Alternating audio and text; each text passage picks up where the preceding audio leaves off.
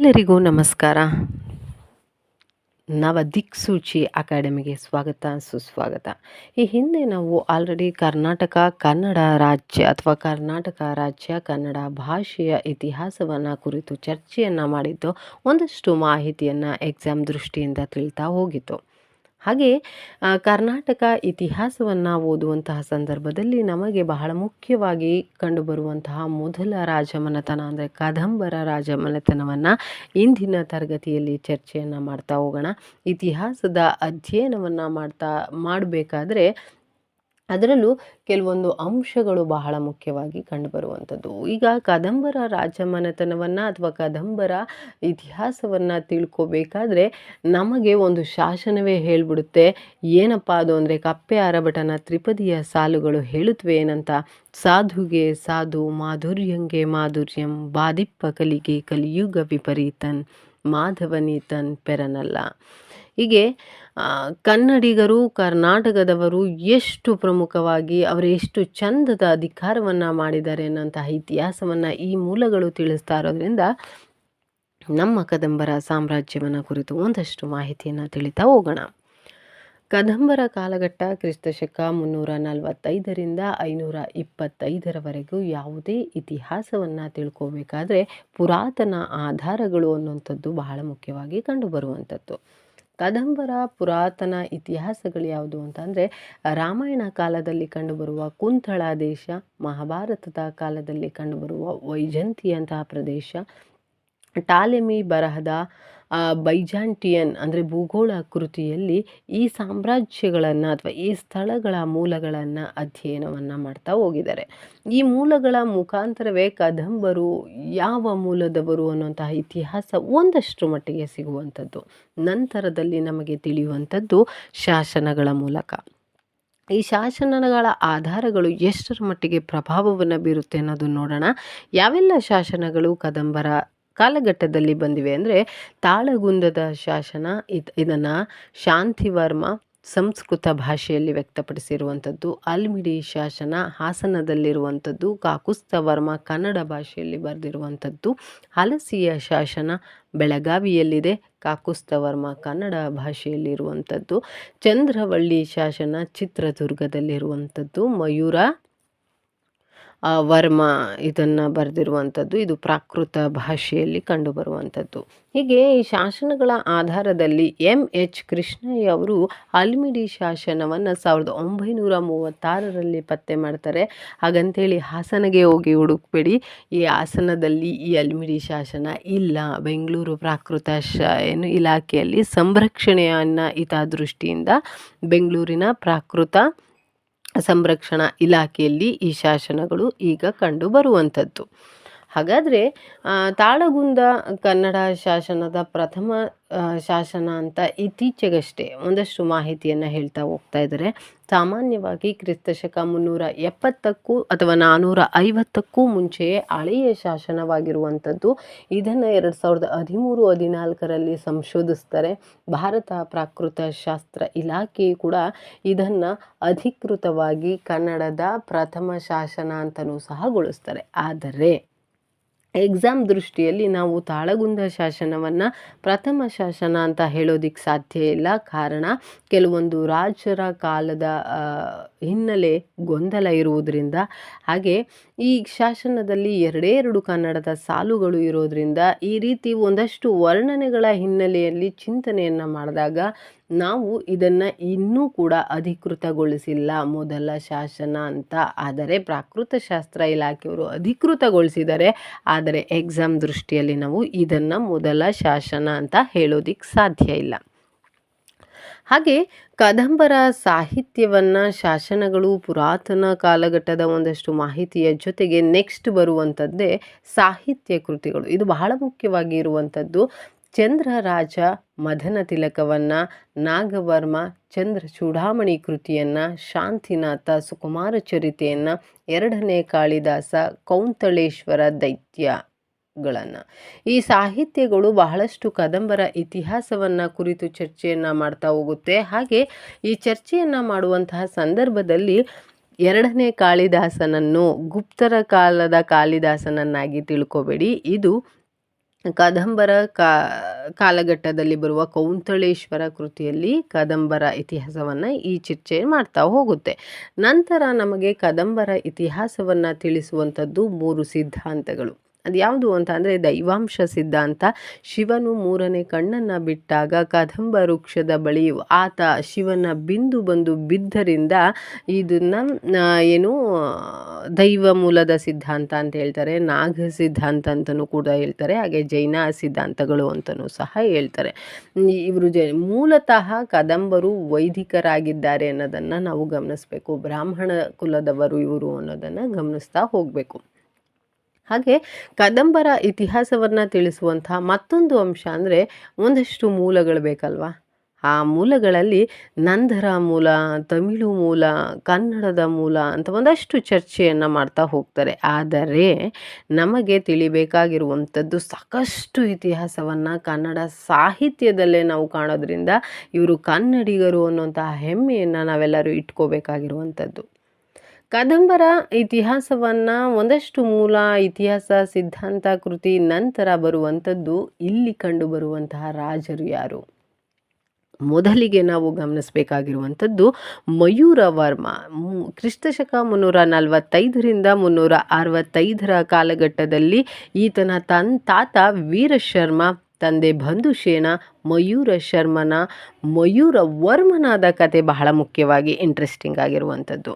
ಪಲ್ಲವರ ಶಿವಸ್ಕಂದ ವರ್ಮನು ಆಗ ತಾನೇ ಶ್ರೀ ಪರ್ವತದಲ್ಲಿ ಅಶ್ವಮೇಧ ಯಾಗವನ್ನು ಮಾಡ್ತಾ ಇರ್ತಾನೆ.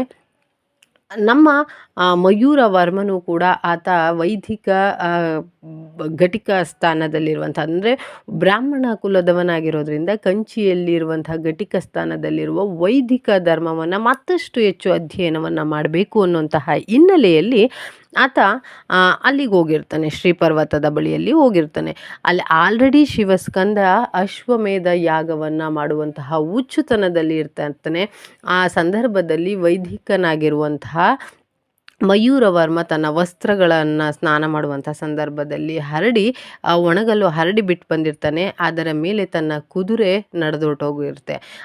ಇದಕ್ಕಾಗಿ ನಮ್ಮ ಕನ್ನಡಿಗರು ಮೊದಲೇ ಕೇಳಬೇಕೆ, ನ್ಯಾಯವನ್ನು ಕೇಳೋದಕ್ಕೆ ಅಂತ ಹೋಗ್ತಾರೆ. ಈ ಥರ ಮಾಡಿದ್ದು ಸರಿನಾ ನೀವು ಅನ್ನೋದಕ್ಕೆ ನ್ಯಾಯವನ್ನು ಕೇಳುವಂಥ ಸಂದರ್ಭದಲ್ಲಿ ತನ್ನ ತಾತ ವೀರಶರ್ಮನ ಜೊತೆ ಹೋಗಿ ಶಿವಸ್ಕಂದನ ಹತ್ರ ನ್ಯಾಯವನ್ನು ಕೇಳ್ತಾನೆ. ಸಾಮಾನ್ಯ ಬ್ರಾಹ್ಮಣ ಏನು ತಾನೇ ಮಾಡೋದಕ್ಕೆ ಸಾಧ್ಯ? ಆತ ಏನನ್ನು ಮಾಡೋಕ್ಕೆ ಸಾಧ್ಯ ಇಲ್ಲ, ನೀವು ಅಶ್ವಮೇಧ ಯಾಗ ಮಾಡಿ ಅಂತ ಹೇಳಿ ಪ್ರಚೋದನೆಯನ್ನು ಮಾಡ್ತಾ ಹೋಗ್ತಾನೆ. ಈ ಪ್ರಚೋದನೆಯನ್ನು ಮಾಡಿದ ನಂತರ ಮಯೂರವರ್ಮನು ಕೂಡ ಒಂದು ರೀತಿಯಾದಂತಹ ಪ್ರಚೋದನೆಗೆ ಒಳಗಾಗಿ ಶಿವಸ್ಕಂದ ವರ್ಮನನ್ನು ಶ್ರೀ ಪರ್ವತದಲ್ಲಿ ಸೋಲಿಸ್ತಾನೆ.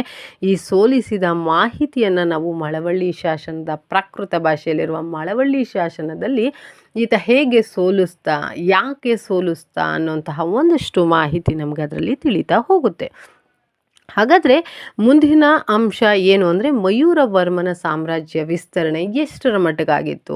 ಉತ್ತರದಲ್ಲಿ ತ್ರೈಕೂಟರು, ಅಭೀರರು, ಪಾರಿಯಾತ್ರಿಕರು, ಶಕರು, ಮೌಖಿಕರು ಇವರೆಲ್ಲರನ್ನ ಸೋಲಿಸ್ತಾನೆ. ದಕ್ಷಿಣದಲ್ಲಿ ಪುನ್ನಾಟರು, ಸೇಂದ್ರಕರನ್ನು ಸೋಲಿಸ್ತಾನೆ. ಆದರೆ ನಾವು ಕಂಡ್ಕೋಬೇಕಾಗಿರುವಂಥದ್ದು ಬಹಳ ಮುಖ್ಯವಾಗಿ ಈ ಎಲ್ಲವನ್ನ ಮಾಡಿದ ನಂತರ ಕನ್ನಡಿಗರು, ಅದರಲ್ಲೂ ಉತ್ತರ ದಕ್ಷಿಣ ಭಾಗದಲ್ಲಿ ಸಣ್ಣ ಸಾಮ್ರಾಜ್ಯವನ್ನು ವಿಸ್ತರಿಸಿದ್ರೂ ಕೂಡ ಮಯೂರವರ್ಮನೂ ಕೂಡ ಅಶ್ವಮೇಧ ಯಾಗವನ್ನು ಕೈಗೊಳ್ತಾನೆ. ಮೊದಲ ಕನ್ನಡ ನಾಡಿನ ಅಶ್ವಮೇಧ ಯಾಗವನ್ನು ಕೈಗೊಂಡಿದ್ದ ಬಹಳ ಮುಖ್ಯ ದೊರೆ ಅಂತ ಅಂದರೆ ಮಯೂರವರ್ಮ ಅನ್ನೋದು ಎಲ್ಲರಿಗೂ ತಿಳಿಬೇಕಾಗಿರುವಂಥ ವಿಚಾರ.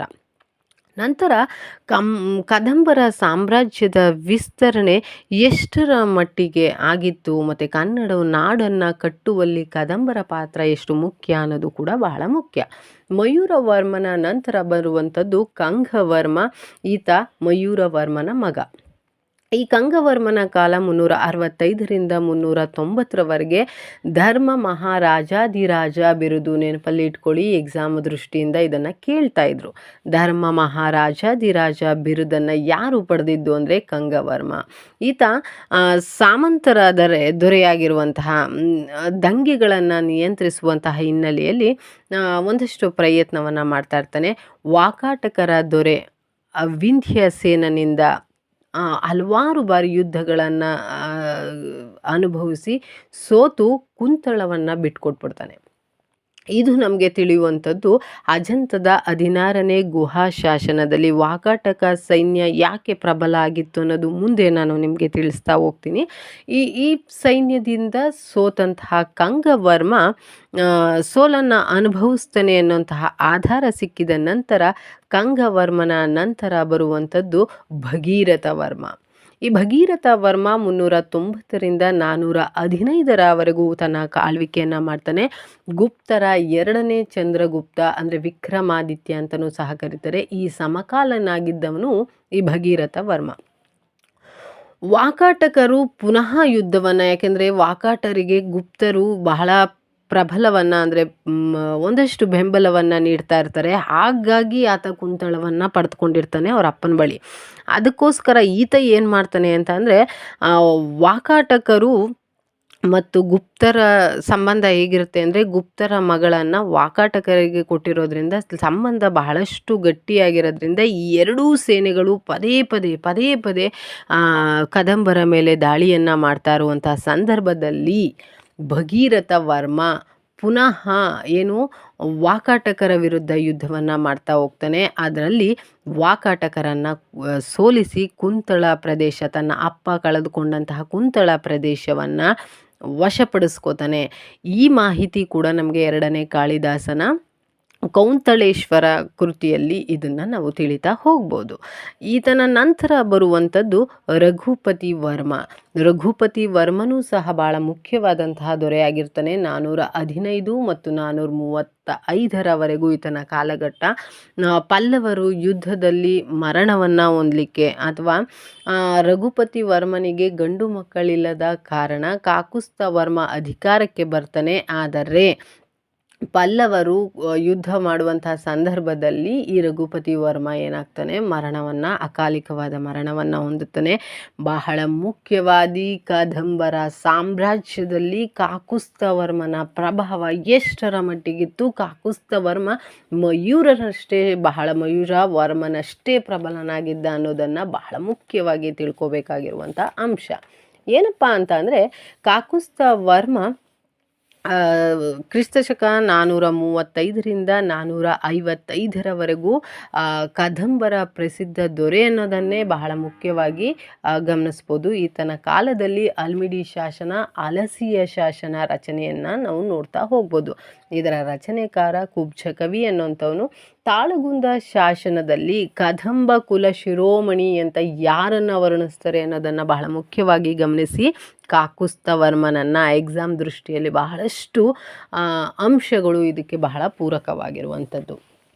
ಕಾಕುಸ್ಥ ವರ್ಮ ಅತಿ ಹೆಚ್ಚು ಯುದ್ಧವನ್ನೇನು ಮಾಡಿಲ್ಲ ಆತ, ಆದರೆ ಹೋರಾಟವನ್ನು ಮಾಡಿಲ್ಲ ಅಂದರೂ ಕೂಡ ಕಾಕುಸ್ಥ ವರ್ಮನನ್ನು ಕದಂಬ ಸಾಮ್ರಾಜ್ಯದ ಪ್ರಬಲ ದೊರೆ ಅಂತ ಯಾಕೆ ಹೇಳ್ತೀವಿ ಅಂದರೆ, ಗುಪ್ತರು, ವಾಕಾಟಕರು, ಅಲೂಪರು, ಗಂಗರು ಇವರ ನಡುವೆ ಶತ್ರುತ್ವವನ್ನು ಬೆಳೆಸುವ ಬದಲು ಶತ್ರುತ್ವವನ್ನು ಮಿತ್ರತ್ವ ಬಾಂಧವ್ಯವನ್ನು ಬೆಳೆಸಬೇಕು ಅನ್ನುವಂತಹ ಬಾಂಧವ್ಯವನ್ನು ಇಟ್ಕೊಂಡು ಆತ ಸಂಬಂಧವನ್ನು ಬೆಳೆಸಿ ಉತ್ತರದಿಂದ ದಕ್ಷಿಣದವರೆಗೂ ಒಂದಷ್ಟರ ಮಟ್ಟಿಗೆ ಪ್ರಬಲನಾಗಲಿಕ್ಕೆ ಕಾರಣ ಆಗ್ತಾನೆ. ಗುಪ್ತರಲ್ಲಿ ಸ್ಕಂದಗುಪ್ತನಿಗೆ ತನ್ನ ಮಗಳನ್ನು ಕೊಟ್ಟು ಮದುವೆ ಮಾಡ್ತಾನೆ. ವಾಕಾಟಕರಿಗೆ ನರೇಂದ್ರ ಸೇನನಿಗೆ ಅಜಿತ ಭಟ್ಟಾರಿಕೆ ಅನ್ನೋಂಥ ಮಗಳನ್ನು ಕೊಟ್ಟು ಮದುವೆ ಮಾಡ್ತಾನೆ. ಅಲೂಪರಿಗೆ ಪಶುಪತಿ ಅನ್ನೋಂಥ ವ್ಯಕ್ತಿ ಲಕ್ಷ್ಮಿಯ ಮಗಳನ್ನು ಕೊಟ್ಟು ಮದುವೆಯನ್ನು ಮಾಡ್ತಾನೆ. ಗಂಗರ 2ನೇ ಮಾಧವನಿಗೆ ತನ್ನ ಮಗಳನ್ನು ಕೊಟ್ಟು ಸಂಬಂಧವನ್ನು ಬೆಳೆಸ್ತಾ ಇರ್ತಾನೆ. ಈ ರೀತಿ ಸಂಬಂಧವನ್ನು ಬೆಳೆಸೋದ್ರಿಂದ ತನ್ನ ಸಾಮ್ರಾಜ್ಯವನ್ನು ಒಂದಷ್ಟರ ಮಟ್ಟಿಗೆ ಪ್ರಬಲವನ್ನಾಗಿ ಇಟ್ಕೊಳ್ಳಿಕ್ಕೆ ಸಾಧ್ಯ ಆಯಿತು. ಈತ ಅಷ್ಟೇನು ಹೋರಾಟ ಮಾಡಿಲ್ಲ, ಆದರೆ ಫ್ಯಾಮಿಲಿ ಅನ್ನೋಂಥ ಸಂಬಂಧ ಅನ್ನೋದನ್ನು ಬೆಸೆದು ಸಾಮ್ರಾಜ್ಯವನ್ನು ತನ್ನ ಹತೋಟಿಯಲ್ಲಿ ಇಟ್ಕೊಂಡಿದ್ದ ಅನ್ನೋದು ಬಹಳ ಮುಖ್ಯವಾಗಿರುವಂಥ ಅಂಶ. ನೆಕ್ಸ್ಟು ನಾವು ಫ್ಯಾಮಿಲಿ ಟ್ರೀ ಅನ್ನೋದನ್ನು ಬಹಳ ಮುಖ್ಯವಾಗಿ ಗಮನಿಸಬೇಕು. ಮಯೂರ ವರ್ಮನ ನಂತರ ಬರುವಂಥದ್ದು ಕಂಗವರ್ಮ, ಕಂಗವರ್ಮ ನಂತರ ಬರೋದು ಭಗೀರಥ ವರ್ಮ, ನಂತರ ರಘುಪತಿ ವರ್ಮ, ಅದ ನಂತರ ಕಾಕುಸ್ಥ ವರ್ಮ. ಹೀಗೆ ಒಂದು ರೀತಿಯಾದ ಸ್ಟ್ರೈಟಾಗಿ ಬರ್ತಾ ಇರುವಂತಹ ಸಂದರ್ಭದಲ್ಲಿ ಕದಂಬ ಸಾಮ್ರಾಜ್ಯ ವಿಭಜನೆಯನ್ನು ಪಡ್ಕೊಳ್ಳುತ್ತೆ. ಬನವಾಸಿ ಶಾಖೆ, ಶ್ರೀಪರ್ವತ ಶಾಖೆ, ಉಜ್ಜಂಗಿ ಶಾಖೆಯಾಗಿ ವಿಭಜನೆಯನ್ನು ಹೊಂದುತ್ತೆ. ಈ ವಿಭಜನೆಯನ್ನು ಹೊಂದುವಂತಹ ಸಂದರ್ಭದಲ್ಲಿ ನಾವು ಗಮನಿಸಬೇಕಾಗಿರುವುದು ಬನವಾಸಿ ಶಾಖೆಯಲ್ಲಿ ಶಾಂತಿವರ್ಮ, ಮೃಗೇಶವರ್ಮ, ರವಿವರ್ಮ ಹಾಗೂ ಹರಿವರ್ಮ ಅನ್ನೋದನ್ನು ನಾವು ಗಮನಿಸ್ತಾ ಹೋಗ್ಬೋದು. ಹಾಗೆ ಶ್ರೀಪರ್ವತ ಶಾಖೆಯಲ್ಲಿ 1ನೇ ಕೃಷ್ಣವರ್ಮ, ವಿಷ್ಣುವರ್ಮ, 2ನೇ ಕೃಷ್ಣವರ್ಮ, 2ನೇ ವಿಷ್ಣುವರ್ಮ, ಭೋಗಿವರ್ಮ, ವಿಷ್ಣುವರ್ಮ. ಉಚ್ಚಂಗಿ ಶಾಖೆಯಲ್ಲಿ ಕುಮಾರ ವರ್ಮ ಹಾಗೆ ಇನ್ನೊಬ್ರು ಅಂದರೆ ಮಾಧ್ಯಾಂತ್ಯವರ್ಮ ಅನ್ನೋಂಥವ್ರನ್ನ ನಾವು ಗಮನಿಸ್ತಾ ಹೋಗ್ಬೋದು. ಹೀಗೆ ತನ್ನ ಸಾಮ್ರಾಜ್ಯವನ್ನು ಒಂದಷ್ಟು ಪ್ರಬಲವಾಗಿ ವಿಭಜನೆಯನ್ನು ಮಾಡ್ತಾ ಹೋಗ್ತಾರೆ. ಈ ವಿಭಜನೆ ಮಾಡಿದ ನಂತರ ನಮಗೆ 11ನೇ ಶತಮಾನದವರೆಗೂ ಕದಂಬರ ಸಾಮ್ರಾಜ್ಯ ಅಸ್ತಿತ್ವದಲ್ಲಿತ್ತು, ಕದಂಬರ ಕಾಲ ಅಲ್ಲಿವರೆಗೂ ಮುಂದುವರಿದಿತ್ತು ಅನ್ನುವಂತಹ ಅಂಶಗಳು ಗಮನಿಸಬೇಕಾಗಿರುವಂತಹ ಒಂದಷ್ಟು ಮಾಹಿತಿ. ಈ ಎಲ್ಲ ಕಾಕುಸ್ಥವರ್ಮನ ನಂತರ ಅಧಿಕಾರಕ್ಕೆ ಬರುವಂಥದ್ದು ಶಾಂತಿವರ್ಮ. ಏನು ನೀವು ಇನ್ನೂ ಒಂದು ಗಮನಿಸಬೇಕು, ನಾನು ಹಿಂದೆ ಹೇಳಿದೆ ಶಾಖೆಗಳಾಗಿ ವಿಭಜನೆಯನ್ನು ಹೊಂದುತ್ತಾರೆ ಅಂತ. ಶಾಖೆಗಳಾಗಿ ವಿಭಜನೆ ಹೊಂದಿದ ನಂತರ ಮತ್ತೊಂದು ಮಾಹಿತಿ, ಆನಗಲ್ ಕದಂಬರು, ಗೋವಾ ಕದಂಬರು, ಚಂದಾವರ ಕದಂಬರು ಅನ್ನೋ ಹೆಸರುಗಳಲ್ಲಿಯೂ ಸಹ ಇಲ್ಲಿಯೂ ಸಹ ತನ್ನ ಸಾಮ್ರಾಜ್ಯವನ್ನು ಆಳ್ವಿಕೆಯನ್ನು ಮಾಡ್ತಾ ಇದ್ರು ಅನ್ನೋದನ್ನು ನಾವು ಗಮನಿಸ್ತಾ ಹೋಗಬೇಕು. ನಂತರ ಕಾಕುಸ್ಥವರ್ಮನ ನಂತರ ಬರುವಂಥದ್ದು ಶಾಂತಿವರ್ಮ. ಈತನ ಕಾಲಘಟ್ಟ ಕ್ರಿಸ್ತಶಕ 455ರಿಂದ 460ರವರೆಗೂ ಈತನ ಆಳ್ವಿಕೆಯನ್ನು ನಡೆಸ್ತಾನೆ. ತಾಳಗುಂದ ಶಾಸನದ ರಚನೆಯಕಾರ ಈತ. ಯಾಕೆ ಈತ ಶಾಂತಿವರ್ಮನನ್ನು ನಾವು ಬಹಳಷ್ಟು ಪ್ರಮುಖ ಅಂತ ಹೇಳೋದಕ್ಕೆ ಸಾಧ್ಯ ಅಂದರೆ, ಕದಂಬರ ಸಾಮ್ರಾಜ್ಯದ ವಿವರಣೆಯನ್ನು ಅಂದರೆ ಕದಂಬರ ಮೂಲದ ವಿವರಣೆಯನ್ನು ಈತ ಹೇಳ್ತಾ ಹೋಗ್ತಾ ಇರ್ತಾನೆ. ಇವನನ್ನು ಕೂಡ ವೈಜಂತಿ ತಿಲಕ ಎಂದು ಕೂಡ ಈತನನ್ನು ಸಹ ವರ್ಣಿಸ್ತಾರೆ. ಹಾಗೆ ಕದಂಬರ ಮೂಲ ವಿವರಣೆಯ ಜೊತೆಗೆ ಇವನ ಕಾಲದಲ್ಲಿ ಕದಂಬ ರಾಜ್ಯ ಅಂದರೆ 1ನೇ ಕೃಷ್ಣವರ್ಮ ಶ್ರೀಪರ್ವತ ಶಾಖೆಯನ್ನು ಹಾಗೂ ಕುಮಾರವರ್ಮ ಉಚ್ಚಂಗಿ ಶಾಖೆಯನ್ನು ಆಳ್ವಿಕೆಯನ್ನು ಮಾಡ್ತಾ ಹೋಗ್ತಾರೆ. ಅಲ್ಲಿಗೆ ಉಚ್ಚಂಗಿ ಶಾಖೆ ಒಂದಷ್ಟರ ಮಟ್ಟಿಗೆ ಅವನತಿ ಹತ್ರ ತಲುಪುತ್ತೆ. ನಂತರ ಬರುವಂಥವನೇ ಮೃಗೇಶವರ್ಮ. 460ರಿಂದ 480ರವರೆಗೂ ಇವನ ಕಾಲಘಟ್ಟ. ಗಂಗರ ವಿಷ್ಣು ಗೋಪನನ್ನು ಸೋಲಿಸಿದ ಮಹಾನ್ ರಾಜಾದಿರಾಜ ಅಂದರೆ ಮೃಗೇಶ ಶರ್ಮ ವರ್ಮ. ಗಂಗರು ಮತ್ತು ಗುಪ್ತರ ನಡುವೆ ಹೋರಾಟವನ್ನು ಕದಂಬರ ಈ ಮೃಗೇಶವರ್ಮನ ಅಧಿಕಾರ ಇದೆಯಲ್ಲ, ಈತನ ಆರ್ಭಟ ಇದೆಯಲ್ಲ, ಈ ಆರ್ಭಟವನ್ನು ಗಂಗರು ತಡೆಯಲಾರದೆ ತನ್ನ ರಾಜಧಾನಿಯನ್ನು ಕೋಲಾರಕ್ಕೆ ಅಂದರೆ ಕೋಲಾರದಿಂದ ತಲಕಾಡಿನವರೆಗೆ ಬದಲಾಯಿಸ್ಕೊಂಡಂತಹದ್ದು ಈತನ ಕಾಲಘಟ್ಟದಲ್ಲಿ ನಾವು ಭಾಳ ಮುಖ್ಯವಾಗಿ ಗಮನಿಸಬೇಕಾಗಿರೋದು. ಗಂಗರ ರಾಜಧಾನಿಯನ್ನು ಬದಲಾವಣೆಯನ್ನು ಮಾಡಿದಂತಹ ಏಕೈಕ ವ್ಯಕ್ತಿ ಅಂತಂದರೆ ಮೃಗೇಶ ಶರ್ಮ. ಈತ ಪಲ್ಲವನ 3ನೇ ಸ್ಕಂದವರ್ಮನನ್ನು ಸಹ ಸೋಲಿಸ್ತಾನೆ. ಕೇಕೆ ವಂಶದ ಪ್ರಭಾವತಿಯನ್ನು ಈತ ಮದುವೆಯನ್ನು ಹಾಕ್ತಾನೆ. ಹೀಗೆ ಪಲ್ಲವರನ್ನು ನಿರ್ಮಾಣ ಆಗ್ತಾನೆ ಆಗ್ತಾ ಇರುತ್ತೆ. ಹಾಗೆ ಗುಪ್ತರು ಆಳ್ವಿಕೆ ಮತ್ತು ಗಂಗರ ನಡುವಿನ ಇವರಿಬ್ಬರ ದಾಳಿಯನ್ನು ಸಹ ಕದಂಬರ ಮೇಲೆ ಒಂದರ ಮೇಲೊಂದು ಏರ್ತಾ ಇರ್ತಾರೆ. ಈ ಸಂದರ್ಭದಲ್ಲಿ ತನ್ನ ಪ್ರಭಾವವನ್ನು ಬೀರಿ ಬಹಳಷ್ಟು ಪ್ರಮುಖವಾಗಿ ಅಧಿಕಾರವನ್ನು ನಡೆಸ್ತಾನೆ. ಈತ ಜೈನ ಧರ್ಮಕ್ಕೆ ಪ್ರೋತ್ಸಾಹವನ್ನು ನೀಡ್ತಾ ಇರ್ತಾನೆ. ಹಾಗೆ ಇವನನ್ನು ಪರಮ ಬ್ರಾಹ್ಮಣ ಅಂತಲೂ ಸಹ ವರ್ಣಿಸ್ತಾರೆ. ಅಲಸಿಯ ದೇವಾಲಯವನ್ನು ನಿರ್ಮಿಸಿದಂತಹ ವ್ಯಕ್ತಿ ಈತ ಅನ್ನೋದನ್ನು ಗಮನಿಸಬೇಕು. ನೆಕ್ಸ್ಟ್ ಬರುವಂಥವನು ಮಾಧಾಂತೃವರ್ಮ ಅನ್ನೋಂಥವನು. ಮಾಧಾಂತೃವರ್ಮ ಕ್ರಿಸ್ತಶಕ 480ರಿಂದ 485ರವರೆಗೆ ಈತನ ಕಾಲಘಟ್ಟ. ಉಚ್ಚಂಗಿ ಶಾಖೆ ಒಂದಷ್ಟರ ಮಟ್ಟಿಗೆ ಅವನತಿಯನ್ನು ಹೊಂದಲಿಕ್ಕೆ ಈತನ ಪ್ರಭಾವ ಭಾಳ ಮುಖ್ಯ ಅನಿಸುತ್ತೆ. ಯಾಕೆಂದರೆ ಉಚ್ಚಂಗಿ ಶಾಖೆಯಲ್ಲಿರುವಂತಹ ರವಿವರ್ಮ ಅಪ್ರಾಪ್ತನಾಗಿರ್ತಾನೆ. ಯಾಕೆಂದರೆ ಮೃಗೇಶನ ಮಗ ರವಿವರ್ಮ ಆತ ಇನ್ನೂ ಕೂಡ ಅಂದರೆ ಮೃಗೇಶವರ್ಮ ಮರಣ ಹೊಂದಿದ ನಂತರ ಬನವಾಸಿ ಶಾಖೆಯಲ್ಲಿ ರಾಜನಾಗಿದ್ದಂಥವನು ಮಾಧಾಂತೃವರ್ಮ. ಈತ ಉಚ್ಚಂಗಿಯಲ್ಲಿ ರವಿವರ್ಮ ಇನ್ನೂ ಕೂಡ ಅಪ್ರಾಪ್ತನಾಗಿರೋದ್ರಿಂದ ಆತನ ಅಧಿಕಾರದಲ್ಲಿ ಬನವಾಸಿಯ ಪ್ರದೇಶ ಏನಾಗುತ್ತೆ ಅಂತಂದರೆ ಒಂದಷ್ಟರ ಮಟ್ಟಿಗೆ ಪ್ರಭಾವವನ್ನು ಮಾಡ್ಕೊಳ್ಳಿಕ್ಕೋಸ್ಕರ ಉಚ್ಚಂಗಿ ಪ್ರಾಂತ್ಯವನ್ನು ಮುಚ್ಚಿ ಹೋಗುತ್ತೆ. ಏನು ನಾವು ಹೇಳ್ತಾ ಇದ್ದೀವಿ, ಮಾಧಾಂತೃವರ್ಮ ರವಿವರ್ಮ ಇವರಿಬ್ಬರ ಸಮ್ಮುಖದಲ್ಲಿ ಆಳ್ವಿಕೆಯನ್ನು ನಡೆಸುವಂಥ ಸಂದರ್ಭದಲ್ಲಿ ಉಚ್ಚಂಗಿ ಶಾಖೆ ಅನ್ನುವಂಥದ್ದು ಮುಚ್ಚಿ ಹೋಗುತ್ತೆ ಅನ್ನೋದನ್ನು ನಾವು ಗಮನಿಸಬೇಕಾಗಿರುವಂಥದ್ದು. ನೆಕ್ಸ್ಟ್ ಬನವಾಸಿಗೆ ಬರ್ತಾರೆ. ಈ ರವಿವರ್ಮ ಕಂಡು ಬರುವಂಥದ್ದು ಈತ ಅಂದರೆ ನಾನು ಹಿಂದೆ ಹೇಳಿದೆ, ಮೃಗೇಶನ ವರ್ಮನ ಮಗ ಈತ ಒಂದಷ್ಟು ಉಚ್ಚಂಗಿ ಪ್ರದೇಶದ ಆಳ್ವಿಕೆಯನ್ನು ಮಾಡೋದಕ್ಕೆ ಈತ ಇನ್ನೂ ಅಪ್ರಾಪ್ತನಾಗಿರೋದ್ರಿಂದ ಯಾರು ಮಾಧಾಂತೃ ವರ್ಮನ ಅಧೀನದಲ್ಲಿ ಆಳ್ವಿಕೆಯನ್ನು ಮಾಡ್ತಾ ಇರ್ತಾನೆ, ಆದರೆ ಉಚ್ಚಂಗಿ ಇವರ ನಡುವಿನ ಹೋರಾಟದಲ್ಲಿ ಕೊನೆಗೊಳ್ಳುತ್ತೆ. ನಾವು ರವಿವರ್ಮನ ಕಾಲಘಟ್ಟದಲ್ಲಿ ಬಹಳ ಮುಖ್ಯವಾಗಿ ಗಮನಿಸಬೇಕಾಗಿರುವಂಥ ಅಂಶ ಏನಪ್ಪ ಅಂದರೆ, ವಿಷ್ಣು ವರ ಶರ್ಮ ಅನ್ನೋಂಥವನನ್ನು ಈತ ಸೋಲಿಸಿರ್ತಾನೆ. ಗಂಗರ ಅವನತಿ ಹಾಗೂ ವಾಕಾಟಕರನ್ನು ಸೋಲಿಸಿದಂಥವನು ಈ ರವಿವರ್ಮ ಅನ್ನೋದು ಕೂಡ ಬಹಳ ಮುಖ್ಯವಾಗಿ ಗಮನಿಸಬೇಕು. ಈತನಿಗೆ ಒಂದಷ್ಟು ಅಧಿಕಾರದ ಪ್ರಾಂತ್ಯದ ಒಂದಷ್ಟು ಮಾಹಿತಿಯನ್ನು ತಿಳಿಸೋದಕ್ಕೋಸ್ಕರ ರಾಜಧಾನಿಗಳನ್ನು ವಿಭಜನೆಯನ್ನು ಮಾಡ್ತಾರೆ. ಅಲಸಿ ಅಂದರೆ ಬೆಳಗಾಂನಲ್ಲಿದೆ, ಉಚ್ಚಂಗಿ ಅಂದರೆ ಬಳ್ಳಾರಿಯಲ್ಲಿದೆ. ಹೀಗೆ ಉಪರಾಜಧಾನಿಗಳನ್ನಾಗಿ ವಿಭಜನೆಯನ್ನು ಮಾಡಿ ತನ್ನ ಅಧಿಕಾರವನ್ನು ಹೇಳ್ತಾ ಇರುವಂಥದ್ದನ್ನು ನಾವು ಗಮನಿಸ್ತಾ ಹೋಗ್ಬೋದು. ಈ ರವಿವರ್ಮನ ನಂತರ ಒಂದಷ್ಟು ಪ್ರಮುಖವಾಗಿ ಕಂಡುಬರುವಂತಹ ಮತ್ತೊಂದು ವ್ಯಕ್ತಿ ಅಂತಂದರೆ ಹರಿವರ್ಮ.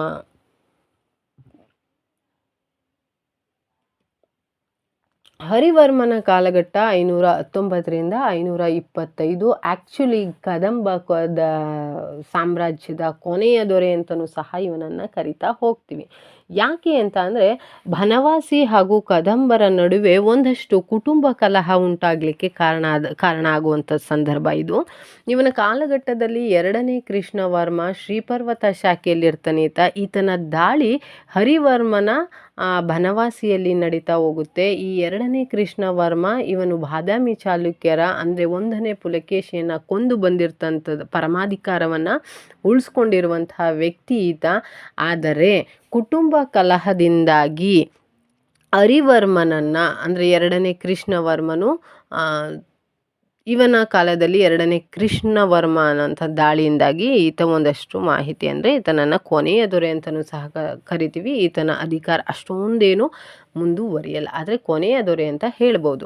ನಂತರ ಬರೋದು 2ನೇ ಕೃಷ್ಣವರ್ಮ. ನಾನು ಈಗಾಗಲೇ ಹೇಳಿದೆ, ಕುಟುಂಬದ ಕಲಹದಿಂದಾಗಿ ಹರಿವರ್ಮನನ್ನು ಸೋಲಿಸಿರ್ತಾನೆ. 2ನೇ ವಿಷ್ಣುವರ್ಮನೂ ಸಹ ಗಂಗರು ಮತ್ತು ಕದಂಬರ ಅವನತಿ ಸಂದರ್ಭ ಇದಾಗಿರುತ್ತೆ. 2ನೇ ವಿಷ್ಣುವರ್ಮ ಅಧಿಕಾರದ ಅವಧಿಯಲ್ಲಿ 1ನೇ ಕೀರ್ತಿವರ್ಮನನ್ನು ಸೋಲಿಸಿರ್ತಾನೆ ಈತ. ಮತ್ತು ಒಂದಷ್ಟು ಏನಂದರೆ ಗಂಗರು ಮತ್ತು ಕದಂಬರ ಅವನತಿಯ ಸಂದರ್ಭ ಈತ ಬಾದಾಮಿಯ ಚಾಲುಕ್ಯ ಅಂದರೆ 1ನೇ ಪುಲಕೇಶಿಯನ್ ಅಂತವನು ಒಂದಷ್ಟು ಮಟ್ಟಿಗೆ ಪ್ರಭಾವವನ್ನು ಬೀರೋದಕ್ಕೆ ಸಾಧ್ಯ ಆಗುವಂಥದ್ದನ್ನು ನಾವು ಗಮನಿಸ್ತಾ ಹೋಗ್ಬೋದು. ಆದರೆ 345ರಿಂದ 11ರವರೆಗೂ ಕೂಡ ಕಲ್ಯಾಣಿ ಚಾಲುಕ್ಯರ ಅಂದರೆ ತೈಲಪ್ಪನ ಅಧಿಕಾರದಲ್ಲಿ ಆಳ್ವಿಕೆಯನ್ನು ಮಾಡ್ತಾ ಇರ್ತಾರೆ ಅನ್ನೋದನ್ನು ಸಹ ನಾವು ಗಮನಿಸ್ತಾ ಹೋಗಬೇಕಾಗತ್ತೆ. ನೆಕ್ಸ್ಟು ಆನಗಲ್ ಕದಂಬರು ಅಂದರೆ ಚಟ್ಟಯ್ಯ ದೇವ, ಗೋವಾ ಕದಂಬರು ಅಂದರೆ ಜಯಂತ, ಚಾಂದಾವರ ಕದಂಬರು ಅಂದರೆ ಇವರೆಲ್ಲ ಶಾಖೆಗಳು ಕಲ್ಯಾಣಿ ಚಾಲುಕ್ಯರ ಅಧೀನದಲ್ಲಿರುತ್ತೆ. ಆದರೆ ಅವರ ಅಧಿಕಾರದ ಅಡಿಯಲ್ಲಿ ಕದಂಬರ ಸಾಮ್ರಾಜ್ಯ ಇತ್ತು. 11ನೇ ಶತಮಾನದವರೆಗೂ ಕೂಡ ಇವರ ಸಾಮ್ರಾಜ್ಯ ಅಸ್ತಿತ್ವದಲ್ಲಿ ಇತ್ತು ಅನ್ನೋದನ್ನು ನಾವು ಗಮನಿಸ್ತಾ ಹೋಗಬೇಕಾಗತ್ತೆ. ಹಾಗಾದರೆ ಈ ಕದಂಬರ ಸಾಮ್ರಾಜ್ಯದಲ್ಲಿ ಆರ್ಥಿಕ ವ್ಯವಸ್ಥೆಯ ಡೆವಲಪ್ಮೆಂಟ್ ಎಷ್ಟರ ಮಟ್ಟಿಗೆ ಇತ್ತು ಅನ್ನೋದು ಬಹಳ ಮುಖ್ಯವಾದಂತಹ ಅಂಶ.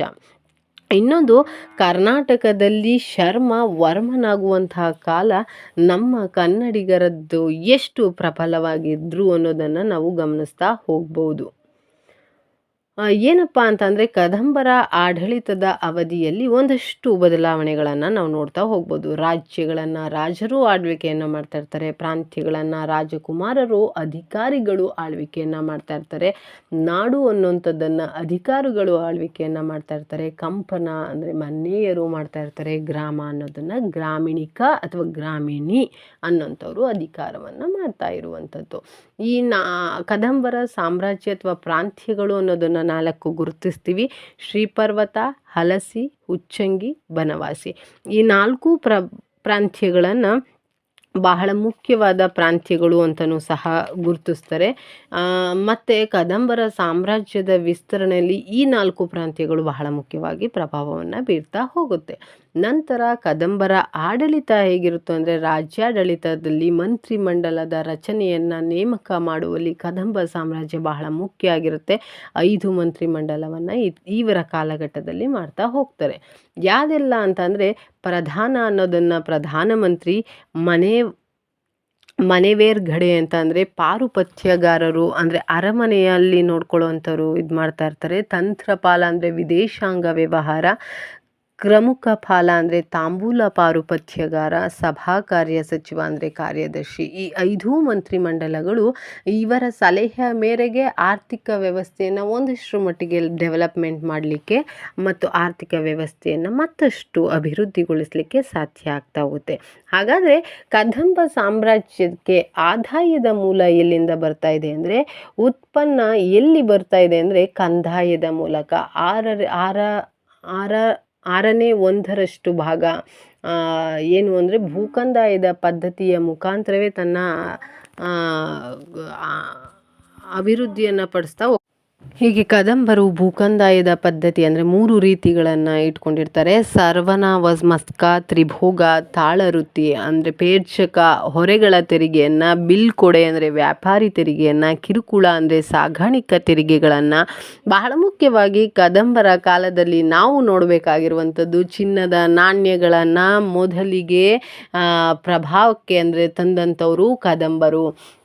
ಪದ್ಮ ಟಂಕ ಅನ್ನುವಂಥ ಚಿನ್ನದ ನಾಣ್ಯಗಳನ್ನು, ಪಣ ಮತ್ತು ಗದ್ಯಾಣ ಅನ್ನುವಂತಹ ನಾಣ್ಯಗಳನ್ನು ಮುಖಾಂತರ ಇವರು ಆಡಳಿತದ ಆರ್ಥಿಕ ವ್ಯವಸ್ಥೆಯನ್ನು ಮುಂದುವರಿಸ್ತಾ ಹೋಗ್ತಾರೆ.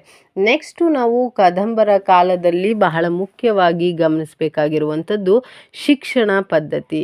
ಏನು ಶಿಕ್ಷಣ ಪದ್ಧತಿಗೆ ಕದಂಬರ ಕೊಡುಗೆ ಏನಪ್ಪ ಅಂತಂದರೆ, ಇವರ ಕಾಲಘಟ್ಟದಲ್ಲಿ ಗುರುಕುಲ ಶಿಕ್ಷಣ ಪದ್ಧತಿ ಬಹಳ ಮುಖ್ಯವಾಗಿ ಇರುವಂಥದ್ದು. ಅಗ್ರಹಾರಗಳು ಅಂದರೆ ಶಿಕ್ಷಣ ನೀಡುವಂಥದ್ದು. ಅದರಲ್ಲಿ 3 ಅಗ್ರಹಾರಗಳನ್ನು ಬಹಳ ಮುಖ್ಯವಾಗಿ ನಾವು ಗಮನಿಸ್ತಾ ಹೋಗಬೇಕು. ಬಳ್ಳಿಗಾವೆ, ತಾಳಗುಂದ, ಬನವಾಸಿಯ ಪ್ರಮುಖವಾಗಿ ಅಗ್ರಹಾರಗಳನ್ನಾಗಿ ಮಾಡಿ ಗುರುಕುಲ ಪದ್ಧತಿಯ ಮುಖಾಂತರ ಶಿಕ್ಷಣವನ್ನು ನೀಡ್ತಾ ಇರುವಂಥದ್ದನ್ನು ನಾವು ಗಮನಿಸ್ತಾ ಹೋಗ್ತೀವಿ. ನಂತರ ಬಹಳ ಮುಖ್ಯವಾಗಿ ನಾವು ಗಮನಿಸಬೇಕಾಗಿರುವಂಥದ್ದು ನಮ್ಮ ಕನ್ನಡಿಗರ ಹೆಮ್ಮೆಗೆ ಮತ್ತೊಂದು ವಿಚಾರ ಏನಪ್ಪ ಅಂದರೆ ಗೆರಿಲ್ಲಾ ತಂತ್ರಗಳು. ಗೆರಿಲ್ಲಾ ಯುದ್ಧದಲ್ಲಿ ಹಲವಾರು ತಂತ್ರಗಳನ್ನು ನಮ್ಮ ಕದಂಬರು ಸಹ ತಮ್ಮ ಆಡಳಿತಾವಧಿಯಲ್ಲಿ ಕೂಟ ಯುದ್ಧದ ಕಲಿಕೆಯನ್ನು ಮಾಡ್ತಾಯಿದ್ರು. ಈ ಕೂಟ ಯುದ್ಧದ ಕಲಿಕೆಯಲ್ಲಿ ಗೆರಿಲ್ಲಾ ತಂತ್ರಗಳನ್ನು ಬಳಸ್ತಾ ಇದ್ರು ಅನ್ನೋದನ್ನು ಬಹಳ ಮುಖ್ಯವಾಗಿ ಗಮನಿಸಬೇಕಾಗಿರುವಂಥದ್ದು. ಹಾಗೆ ವಿದೇಶಿಗನಾಗಿರುವಂತಹ ಯುಯನ್ ಸ್ತ್ಯಾಂಗ್ ಅನ್ನೋಂಥವರು ಕೂಡ ಭೇಟಿಯನ್ನು ಕದಂಬರ ಕಾಲಘಟ್ಟದಲ್ಲಿ ನೀಡ್ತಾರೆ. ಆದರೆ ಯಾರ ಸಾಮ್ರಾಜ್ಯದಲ್ಲಿ ಅನ್ನೋದನ್ನು, ಯಾವ ರಾಜರ ಅಧಿಕಾರದಲ್ಲಿ ಬರ್ತಾರೆ ಅನ್ನೋದನ್ನು ನೀವು ನಮಗೆ ತಿಳಿಸ್ತಾ ಹೋಗಿ.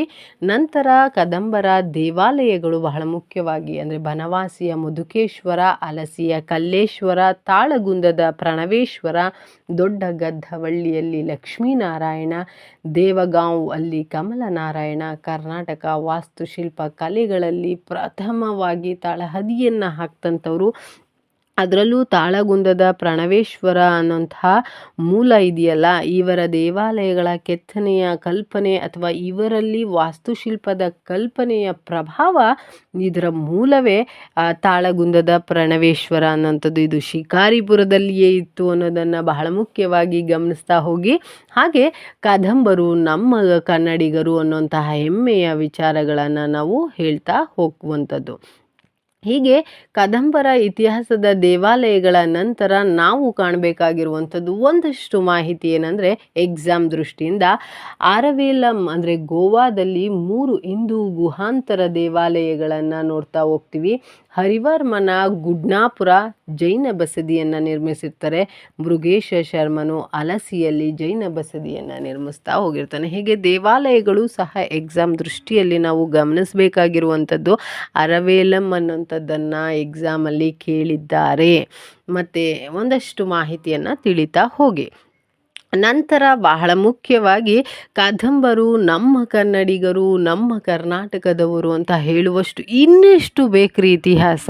ಇದಿಷ್ಟೇ ಸಾಲಲ್ಲ ಅಂತ ಅಂದರೆ ಪ್ರಚಲಿತ ಘಟನೆಗಳಲ್ಲಿ ಕದಂಬರ ಪ್ರಭಾವ ಹೇಗಿತ್ತು ಅನ್ನೋದನ್ನು ಗಮನಿಸ್ತಾ ಹೋಗಿ. ಕದಂಬರ ನೆನಪಿನಲ್ಲಿ ಡಾಕ್ಟರ್ ರಾಜ್ಕುಮಾರ್ ಅಭಿನಯಿಸಿದ ಕನ್ನಡದ ಚಲನಚಿತ್ರ ಮಯೂರ ಅನ್ನುವಂಥದ್ದು ಬಹಳ ಮುಖ್ಯವಾಗಿ ಇರುವಂಥದ್ದು. ನೀವು ಎಲ್ಲರೂ ಸಹ ನೋಡಿದ್ದೀರಾ ಅನ್ನೋ ಭಾವನೆಯನ್ನು ಇಟ್ಕೊಂಡಿದ್ದೇನೆ. ನಂತರ ಕದಂಬರ ನೆನಪಿನಲ್ಲಿ ಕರ್ನಾಟಕ ಪ್ರತಿ ವರ್ಷದಲ್ಲಿಯೂ ಕೂಡ ಬನವಾಸಿಯಲ್ಲಿ ಕದಂಬೋತ್ಸವವನ್ನು ನಡೆಸ್ತಾ ಹೋಗ್ತಾರೆ.